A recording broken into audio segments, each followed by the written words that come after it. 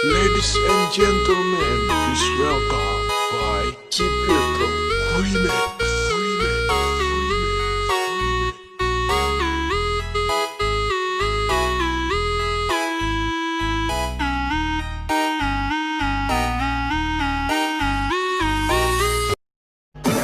Assalamualaikum warahmatullahi wabarakatuh. Pada pertemuan kita kali ini kita akan mempelajari mengenai dasar sistem pengisian kendaraan atau charging system.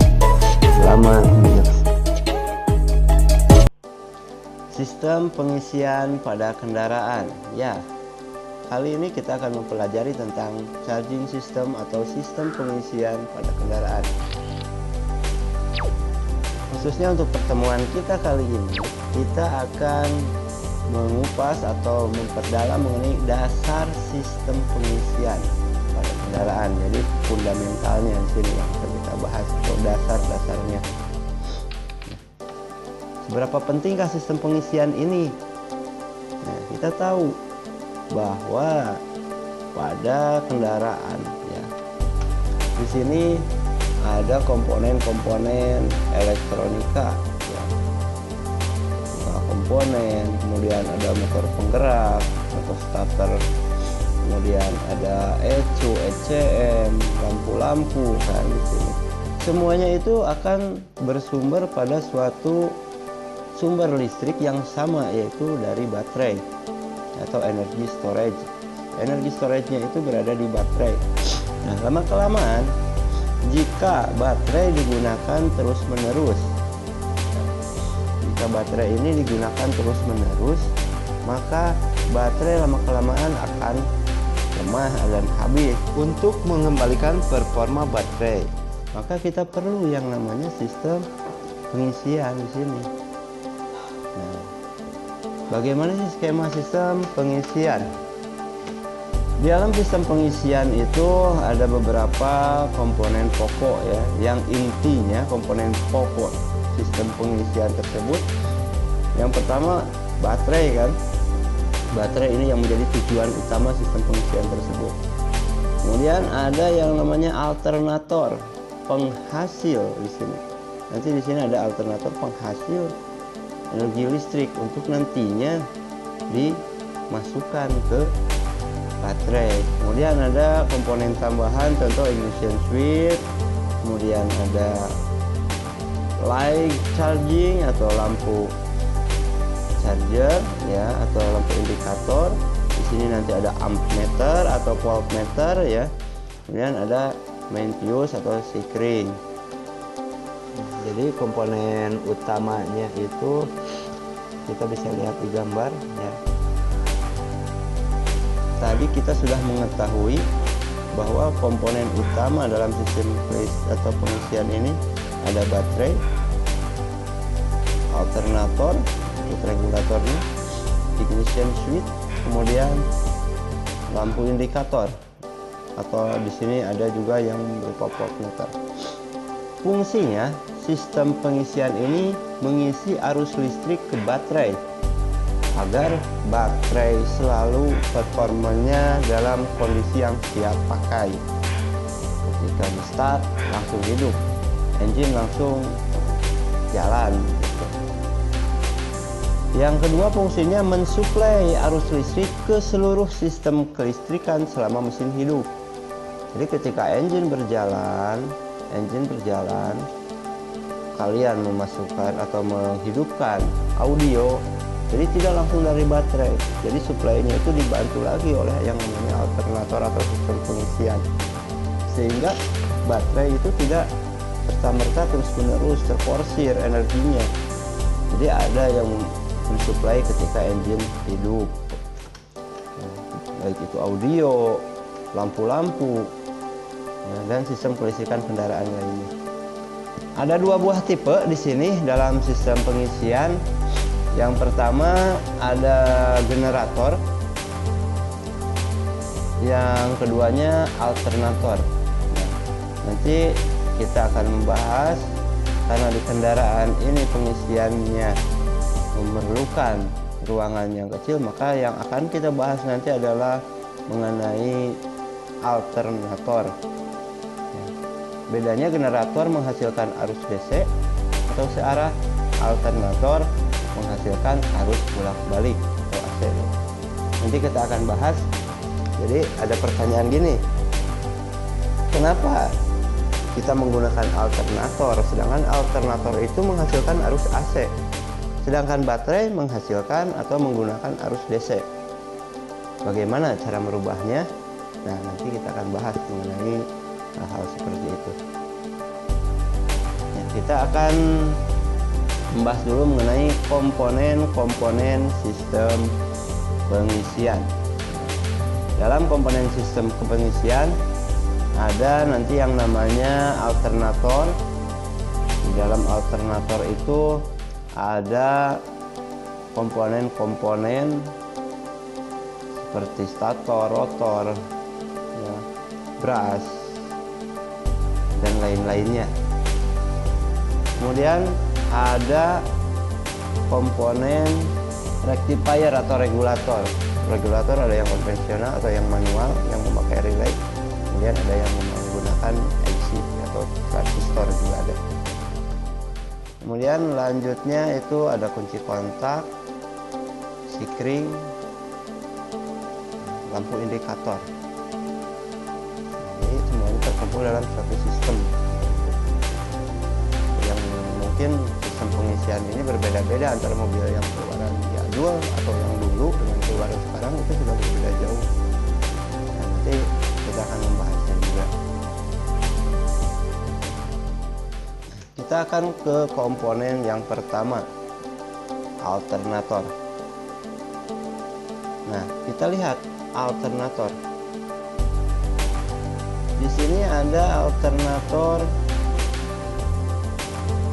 Nah, ini alternator ya. Ini adalah alternator. Bentuknya kita belah atau buka itu ada beberapa banyak sekali komponen di sini ya, banyak komponen. Nanti kita akan bahas satu persatu berikut fungsinya. Alasan penggunaan alternator ini yang pertama, konstruksinya kecil dan tahan lama. Konstruksinya kecil sehingga muat di engine ya, yang di dalam kap gitu ya, di bawah itu memerlukan ruang yang kecil. Jadi itu lebih suatu keunggulan. Kemudian menghasilkan output yang tinggi atau arus yang tinggi pada saat mesin dalam kondisi idle. Nah, ini yang paling penting. Meskipun idle, dia bisa menghasilkan arus yang tinggi dan cenderung stabil. Nah, pertanyaannya kan seperti tadi, kenapa alternator bisa menghasilkan arus listrik? Kita tahu atau prinsip dasarnya itu ada yang namanya hukum Faraday. Bila sebuah konduktor digerakkan dalam medan magnet, maka akan timbul arus induksi pada konduktor tersebut. Nah, jadi jika konduktor digerakkan dalam medan magnet, maka akan terjadi arus induksi. Jadi akan menghasilkan arus listrik jika ada pergerakan antara konduktor dengan medan magnet, baik itu konduktornya yang bergerak ataupun medan magnetnya yang bergerak. Kita tahu hukum kanan tangan Fleming. Nah, ada hubungannya dengan hukum kanan tangan Fleming. Nanti hubungannya di mana? Kita akan tahu hubungan tangan kanan Fleming apabila sebuah penghantar bergerak keluar memotong garis gaya magnet, maka GGL atau gaya gerak listrik ini mengalir ke kiri. Nah, jadi nanti ada hubungannya dengan arus ya. Jadi dengan lilitan sini. Nah, rumusnya bila perubahan medan magnet berlangsung sangat cepat, maka gaya gerak listrik yang dibangkitkan akan semakin besar. Nah, lihat rumusnya. Bila perubahan medan magnet berlangsung sangat cepat, maka gaya gerak listrik yang dibangkitkan akan semakin besar. Nah, ini ada pembangkitan arus bolak-balik, ada yang satu fase atau tiga fase. Nah, apa maksudnya satu fase atau tiga fase? Yang satu fase itu biasanya listrik yang memiliki arus yang rendah atau arus AC rendah. Contohnya kalau di instalasi rumah itu rata-rata menggunakan 1 fase.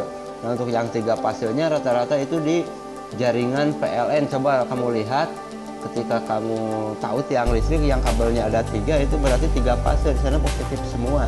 Yang keempat yang di bawahnya itu negatif ya. Nah, hubungannya kalau di kendaraan itu yang 3 fase itu di alternator biasanya tergantung lilitannya. Kita lihat ada berapa gulung atau berapa blok lilitan yang terdapat di sana. Untuk yang 1 fase biasanya ada 1 lilitan atau 2 lilitan, di mana tiap ujungnya dihubungkan sehingga terlihat nanti output keluaran kabelnya itu ada 2 ya, positif dan netral atau L dan L. Sedangkan yang 3 fase nanti akan keluar 4 buah kabel, di mana 3 positif, yang 1 lagi netral ya. Tiap gulungan 1 ujungnya itu disatukan semua, sedangkan yang ketiganya itu jadi positif.